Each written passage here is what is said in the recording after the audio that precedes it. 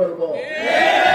এভাবেই ব্রাহ্মণবাড়িয়া ২ আসন থেকে লড়ার হুঙ্কার জানিয়েছিলেন জাতীয় সংসদের সংরক্ষিত আসনের সাবেক সংসদ সদস্য ও বিএনপি আন্তর্জাতিক বিষয়ক সহ সম্পাদক রুমিন ফারহানা।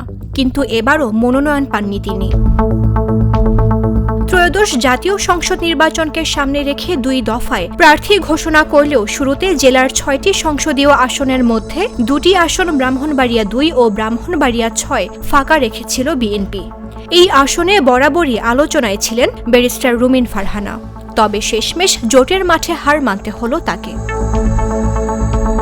আসন সমঝোতার কারণেই এই আসন জমিয়তে উলামায়ে ইসলামের সহসভাপতি মাওলানা জুনায়েদ আল হাবিবকে ছেড়ে দিয়েছে বিএনপি।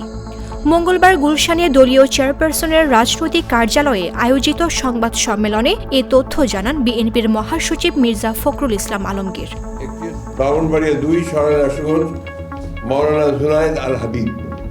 যদিও এর আগে দলীয় মনোনয়ন না পেলে এই আসনে স্বতন্ত্র প্রার্থী হিসেবে নির্বাচন করার ইঙ্গিত দিয়েছিলেন রুমিন ফারহানা। মনোনয়ন তো আমি কিনবো না, এই মনোনয়ন আমার এলাকার ভোটারদের মনোনয়ন। সুতরাং এই মনোনয়ন যদি ওনারা মনে করেন ওনারা কিনবেন, আমি কিনবো না। তবে দলের সিদ্ধান্তের বাইরে গিয়ে যারা স্বতন্ত্রভাবে নির্বাচন করবে তাদের বিরুদ্ধে সাংগঠনিক ব্যবস্থা নেওয়া হবে বলে জানিয়েছেন মির্জা ফখরুল। বলেন, জমিয়তে উলামায়ে ইসলাম বাংলাদেশ প্রার্থীরা যেসব আসনে নির্বাচন করবেন বিএনপি সেসব আসনে কোনো প্রার্থী দেবে না। এ সময় বিএনপি মহাসচিব জনগণকে খেজুর গাছ প্রতীকে ভোট দিয়ে ধানের শীষকে শক্তিশালী করার আহ্বান জানান।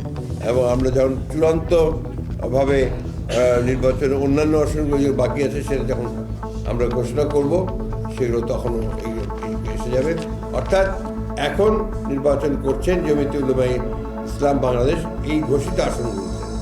এ ব্যাপারে আপনাদের সেখানে আমাদের কোনো প্রার্থী থাকবে না, নিজস্ব প্রতীকী করবে। তাহলে এর বাইরে তো উপায় নেই, এখন ওদের সংগঠনকে নিজের প্রতীকী করতে হবে। এদিকে গণমাধ্যমে দেয়া এক সাক্ষাৎকারে রুমিন ফারহানা নিশ্চিত করেছেন মনোনয়ন না পেলেও স্বতন্ত্র প্রার্থী হিসেবে নির্বাচন করবেন তিনি। সমঝোতায় জোটকে ছেড়ে দেয়া আসনে নির্বাচন করলে দলীয় কোনো কঠিন সিদ্ধান্তের মুখে পড়তে হবে কিনা এমনটা জানতে চাইলে প্রত্যুত্তরে তার সঙ্গে এমন হবে না বলে আশা ব্যক্ত করেন রুমিন ফারহানা।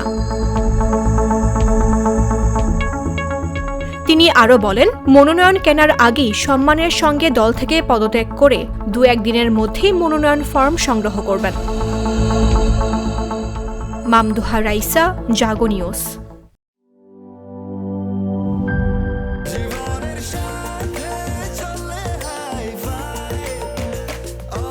স্বাস্থ্যকর অল টাইম, সব সময় অল টাইম হেলদি লাইফ।